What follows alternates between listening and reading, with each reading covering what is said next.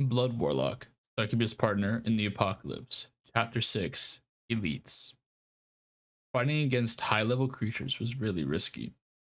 A single mistake was enough to send anyone on their way into the underworld and pay a greeting to the legendary god of death. In fact, even fighting a level 3 zombie during the first few minutes of the apocalypse was extremely difficult. One touch, the slightest scratch, and it would all be over right then and there. It didn't take a bite or too much contact for a life to end. In truth, if it weren't for Zeman's luck, he would probably be dead now. At that time, because the window of his room was small, the level 5 Big B had no choice but to fly directly that way, which made it much simpler for Zeman to attack it since he knew where the assault would come from. However, it was impossible for him to defeat such a fast and unpredictable monster. It was also thanks to that single kill that he obtained his skill, Blood Manipulation. If it wasn't for this skill, Zeman wouldn't even have been able to leave his room successfully and would have become zombie food by now. However, although fighting high level monsters was risky, the rewards of being victorious were far superior to the rewards one would get from defeating monsters at the same level. Just the extra stat points alone were equivalent to 2 or more levels, considering the fact that each person only got 2 stat points per level, not to mention the drops. Zeman took a step forward and he quickly put both orbs and the scroll into his backpack before standing up again. Immediately, and without even a moment's rest, he stomped hard on the ground beneath his feet and charged towards the zombies staggering in his direction. A minute later, the remaining zombies had been purged by Zeman. Teacher Jia, what happened to everyone else? Zeman asked with a frown as he looked at a female teacher in her 30s that he had rescued earlier. Student Bai, the rest, I'm afraid they ran away when they saw things were getting ugly. As for the direction, I'm sorry, I'm afraid I don't know. The teacher replied with a bitter smile. This teacher's name was Jia Zhao, and she was a teacher of the 3rd-year students, so she knew Zeman. Her personality was quite kind by nature, and in the past, she had treated Zeman quite well, even though he came from an ordinary family.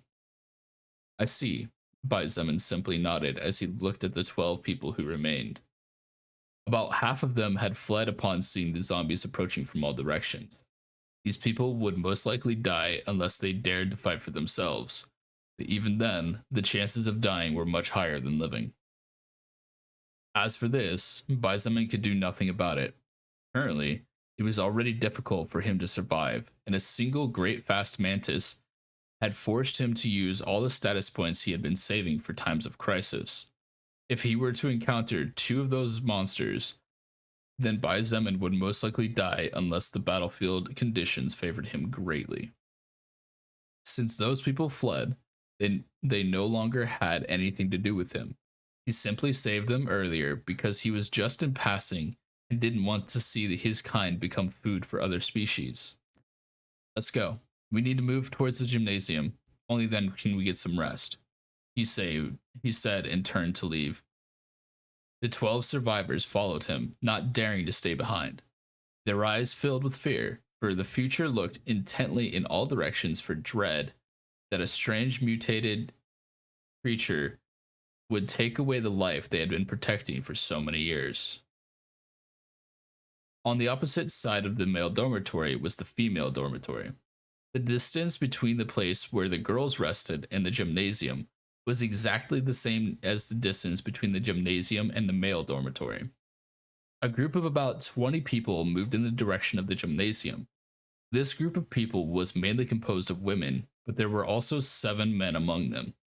However, no matter whether it was a woman or men, they all looked at the back of the woman who was leading them with respect, admiration, or love. A group of 5 zombies stumbled toward the crowd of survivors. Seeing their distorted expressions and their blank eyes, many of them could not help but shudder along with the small sound of choked sobs. The woman leading the group and carrying the lives of nearly 20 people on her shoulders had beautiful silver colored hair and bright blue eyes. Her skin was as white as milk and as smooth as the purest silk, giving her an appearance similar to that of a real fairy. However, her expression was as cold as eternal ice with no apparent emotional flow. Yet, although her expression was as cold as ice, her body was as hot as fire, filled with curves in the right places and extremely charming. Upon seeing the five zombies, this young woman of only 22 did not panic. Her gaze did not change in the slightest. She waved her hand, and five ice pikes appeared floating above her head. With another wave of her hand, the five ice pikes shot towards the incoming zombies. With great precision, the five ice pikes struck the heads of the five zombies that were moving at embarrassingly slow speeds, creating a hole the size of a small fist in the head of each target. However, no blood came out of the wounds as a small layer of ice sealed them.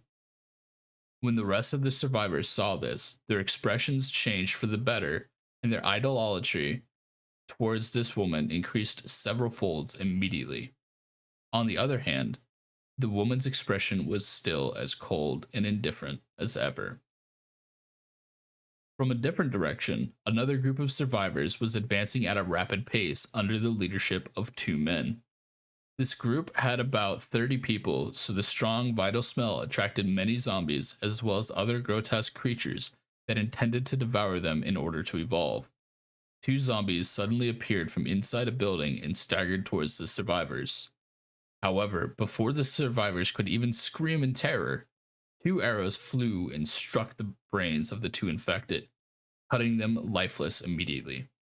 The survivors looked at the young man holding a bow, wearing sports clothes, and carrying a quiver behind his back with admiration and envy. This young man ignored them and picked up the two arrows he had used before, wiping the blood on them with a rag of torn clothing. Suddenly, a mutated dog appeared, charging at speed 3 times faster than a normal person. The big brown dog opened its jaws wide with the intention of biting the young man's head off. With the jaw strength of this level 9 mutated dog, the young man's head would be shattered in a single bite. However, what greeted the dog was a huge hammer. Bang! The dog's head popped off in pieces. The dog's brain matter, blood, and flesh flew everywhere, making a bloody mess. The animal collapsed on the ground completely lifeless. Even if you are fast, if you don't attack me first, you are too weak, stupid dog. A burly man with a beard on his face spat on the dog's corpse. This man looked to be about 35 years old, and the expression on his face was savage. He held a metal-colored hammer that was almost as big as a door with his two hands, wielding it with apparent ease, although it was clearly a heavy weapon. The group continued to advance towards the gymnasium. Of course, Baizeman did not know that apart from him, there were other people who had the same idea and the same temporary goal. However, even if he did know, he probably wouldn't be too surprised. After all, the gymnasium was located right in the center of the university campus, so it was accessible from all directions. Moreover, the gymnasium was also one of the few facilities that could be considered comparatively safe. Apart from Baizeman, there were other people who also dared to fight or simply had no choice but to fight if they wanted to survive. As a consequence, there were several people who had their own fortuitous experiences, gaining powerful skills and treasures that did not belong to this world. 20 minutes later, and after making several detours to the area in order to find the easiest and least difficult path for the survivors he had saved, Baizeman was finally only 50 meters away from the gym and reached his first goal. However, things seemed to be a bit complicated. Goodbye. Now what do we do? Jia Zhao asked with a pale face as she watched the scene in front of her. Baizeman frowned slightly as he crouched in a corner and saw the dense group of zombies wandering near the gymnasium. There were over 50 zombies, all of them too close together for him to pass. Even for someone like Baizeman, it was no easy feat to fight against 50 creatures that could defeat him with just a scratch. If it was a place where he could move, then Baizeman was confident that he could take out a few hundred zombies given enough time.